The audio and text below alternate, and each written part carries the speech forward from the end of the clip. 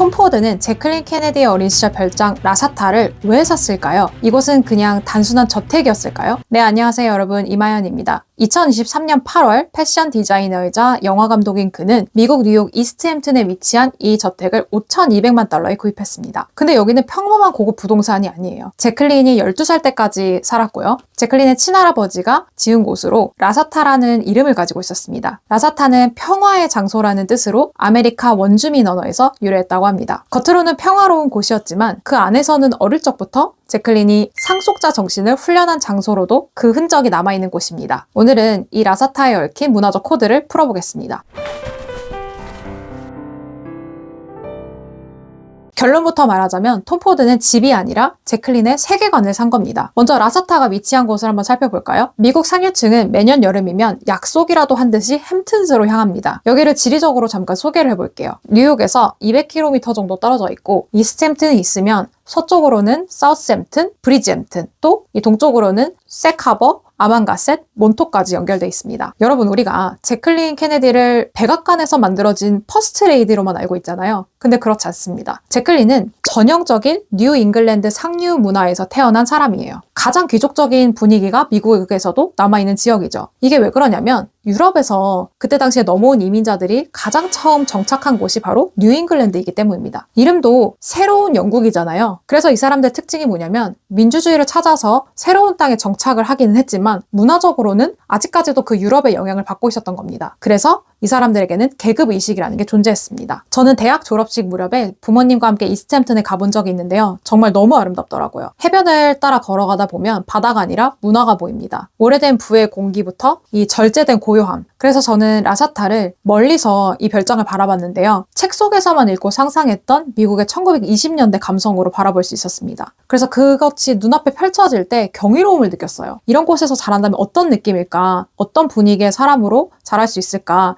그런 것들이 상상이 되고 그 순간의 감수성들이 인간 명품을 써낼 수 있었던 그 근원이 됐던 것 같습니다. 제클린은 1929년 7월 28일생입니다. 원래 뉴욕 어퍼 이스트 사이드에서 태어나기로 예정돼 있었는데요. 출산 예정일이 7주나 늦어진 거예요. 그래서 부모님이 원래 맨하튼에서 살고 계시다가 뉴욕에서 이제 2시간이나 떨어진 이스트햄튼으로 휴가를 간 거죠. 그래서 사우스햄튼으로 출생지가 변경됩니다. 이 제클린의 부모님은 사교계에서 워낙 유명하고 중요한 위치를 차지하고 계셨던 분들이었어요. 특히 어머니 자넷은 뉴욕의 사교계 시즌, 소셜 시즌이라고 불리는 여름 사교의 전통의 한가운데 있었던 사람입니다. 이때가 미국 동부사회에서 햄튼스가 여름 휴양지로 부각되던 시기였어요. 그래서 양쪽 조부모 모두 이 라사타 같은 여름 별장을 소유하고 있었기 때문에 제클린이 사우스햄튼에서 태어날 수 있었던 것이죠. 그래서 라사타 시절의 제클린을 보면 승마와 자연, 이 두 가지라는 키워드로 압축할 수 있습니다. 친할아버지가 소유한 라사타는 이스트햄튼의 포근한 해변과 가까운 곳에 위치해 있었고요. 넓은 정원과 마구간, 승마 시설을 갖추고 마구간에 8마리나 말을 수용할 수 있었다고 합니다. 제클린은 여기서 승마를 배우면서 자연과 가까운 삶을 살기 시작한 거예요. 제클린이 가장 사랑한 말이 낭세스라고 이제 프랑스어로 발레리나라는 뜻이죠. 할머니는 성격이 또 서글서글하신 분이어서요. 할머니가 가꾼 이 깔끔하고 넓은 정원에서 뼈 화창한 날들을 보냈다고 합니다. 1930년대와 40년대에 수많은 상을 휩쓸은 이 정원에서 제클린은 꽃과 식물의 이름과 재배 방법을 배우면서 그렇게 자랐습니다. 제클린의 할아버지는 존 버노 부비의 이사였는데요. 컬럼비아 법학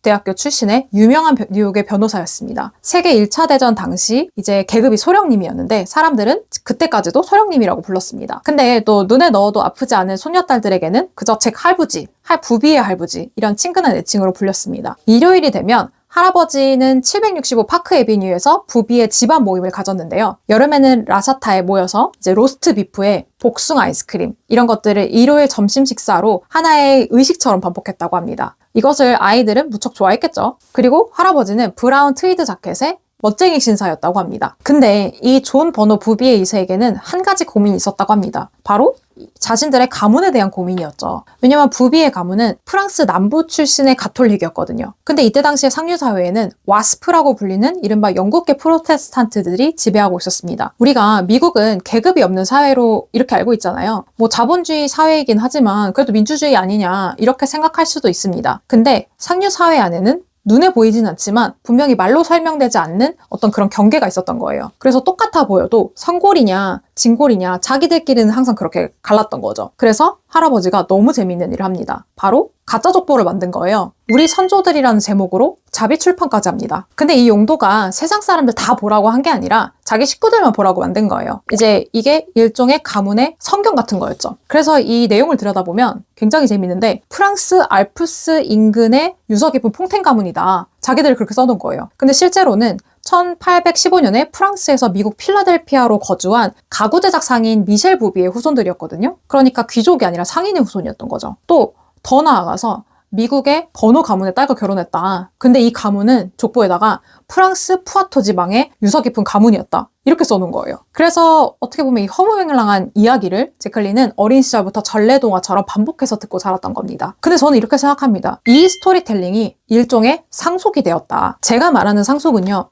돈도 아니고 집도 아니고 바로 이 태도와 세계관이 상속되는 방식이 있다는 겁니다. 그건 바로 이야기죠. 제클린 할아버지는 이 프랑스 역사랑 나폴레옹의 영웅담 이런 이야기들을 손녀딸에게 반복적으로 들려줬습니다. 어느 순간 제클린은 자신이 이 역사의 일부라고 생각하기 시작했어요. 그러면서 아주 탁월한 역사적 감각을 길러나가기 시작합니다. 그래서 결국은 혈통상으로는 귀족이 아니었죠? 그런데 그게 아무런 상관이 없어진 겁니다. 할아버지가 만든 이런 운명의 설계도, 이런 것들이 바로 귀족적 세계관을 만들었고 제클린에게는 태도로 상속된 겁니다. 그게 제클린의 평생을 지배했고 제클린은 계급에 의존하지 않고도 이 이야기를 통해서 인간의 품격을 지켜낼 수 있었던 겁니다. 왜냐하면 이 이야기, 스토리텔링이 만들어주는 건 계급이 아니라 감수성이기 때문입니다. 인간 명품이라는 책은 모두 5부로 구성되어 있습니다. 2부의 제목은 운명은 오래된 설계도를 품고 있다인데요. 여기에는 2가지 종류의 인간이 있다고 봅니다. 바로 가짜 걸작과 진짜 걸작입니다. 진짜 걸작은 시간이 흘러도 남는 인간입니다. 가짜 걸작은 잠깐 화려했지만 금방 사라지는 인간이죠. 우리는 그런데 모두 가짜 걸작에서 시작할지도 몰라요. 저도 가짜입니다. 다만 가짜 걸작에서 모두 시작하더라도 진짜가 되는 시간을 견뎌야 한다는 겁니다. 그걸 견디기 위해 우리 인간은 스토리텔링, 바로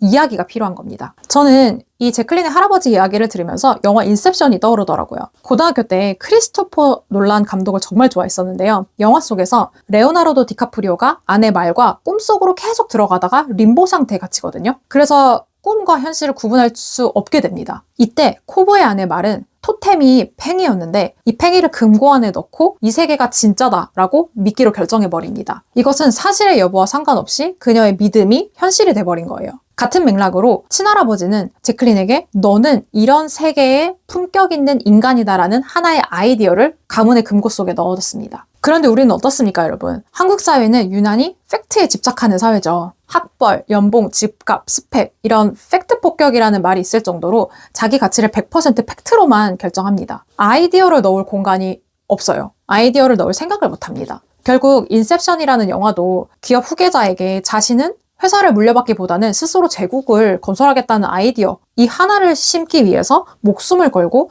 이 주인공들이 타인의 꿈속으로 들어가지 않습니까? 제가 볼 때 할아버지의 스토리텔링은 3가지 기능을 했습니다. 첫 번째는 네가 누구인지 잊지 마라. 아이디어는 차별을 견디는 심리적 가분 역할을 합니다. 두 번째로는 행동 기준에 상한선을 올렸습니다. 제클린은 이 아이디어 덕분에 학교에서든 파티에서든 스스로를 품격 있는 사람으로 위험 있게 행동해야 한다고 생각한 거죠. 제가 영어 단어 중에 dignity라는 단어를 굉장히 좋아하는데요. 왜 미드나 영드를 보면 주인공이 항상 나는 dignity를 잃지 않을 거야 이렇게 대사하는 장면이 꼭 나오거든요. 이게 약간 존엄? 인간으로서의 마지노선은 내가 지키겠다. 그 아래로는 더 이상 안 내려간다. 이런 선언입니다. 세 번째는 아이디어가 습관이 되고 현실이 된다는 겁니다. 제클린은 진짜 귀족이 아니었죠? 하지만 그 누구보다도 귀족적인 미학을 구현하는 사람으로 자랐습니다. 그리고 자신이 물려받은 스토리텔링을 강화하기 위해서 역사를 공부합니다. 특히 프랑스 역사를 파고들었어요. 이것을 강화 작업, reinforcement라고 합니다. 그리고 수십 년이 흐른 후에 이 10대 때 들었던 내용들이 전부 사실이 대부분이 아니라는 것을 알게 되는데요. 영부인이 된 시절에 과거를 다 파고들은 거예요. 정치 반대파에서 그랬겠죠? 그러면서 또 역사학자들이 밝힌 거예요.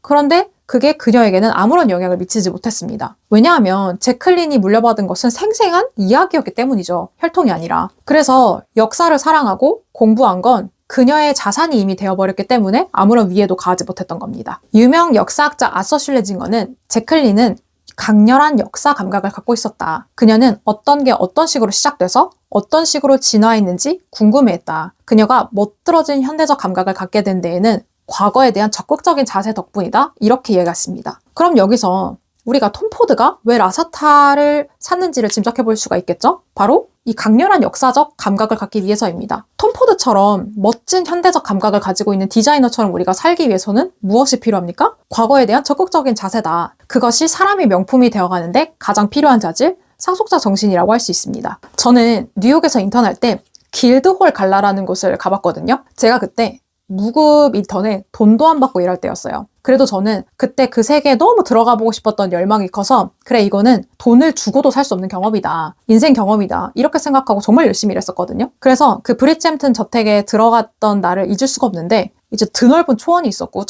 멋있는 저택이 있었고 헬리콥터가 내려서 이제 손님들이 그 안에서 이제 들어오기 시작하는 거예요. 나중에 알고 보니까 이 자선 행사를 주최한 이 집주인이 페어차일드가의 아들이더라고요. 이 페어차일드가 누구냐? 존 페어차일드가 아버지였는데 WWD라는 매거진이랑 W, 패션 잡지 여기를 창간한 발행인이었어요. 근데 이 사람이 왜 중요하냐? 제클린이 오나시스랑 결혼하고 제클린 오나시스가 됐을 때 제키 오라는 별명을 붙여준 사람이 바로 이 사람이었어요. 제키 오는 정말 유명한 별명이 됐거든요. 거기에 예술가들이 많이 왔었는데 저는 그 사람들을 보면서 제클린도 열등감이 없는 사람으로 자랄 수 있었던 게 바로 이러한 스토리텔링의 영향이구나 라고 생각했습니다. 왜냐면 거기서 고유함과 유일성에 대한 감각을 강화할 수 있었고 이 이야기 덕분에 군중의 일부가 될 필요도 느끼지 못했고 대신에 이런 창조적인 사람들, 예술가들, 별난 사람들과 자연스러운 친밀감을 가지게 된 겁니다. 주목할 만한 게 그녀의 인생에서 3명의 중요한 남자가 등장하는데요. 처음으로 존 F 케네디, 보스턴 출신의 아일랜드 가톨릭이었습니다. 두 번째로는 아리스토텔 오나시스, 그리스의 선박왕이었죠. 외국인이었습니다. 세 번째로는 그녀의 여생을 함께한 모리스 템플스만이라고 있는데 유대인이었습니다. 그러니까 이 세 남자 모두 전형적인 와스프의 미국 동부 상류 사회의 기준에 딱 맞는 사람은 아무도 없었던 거예요.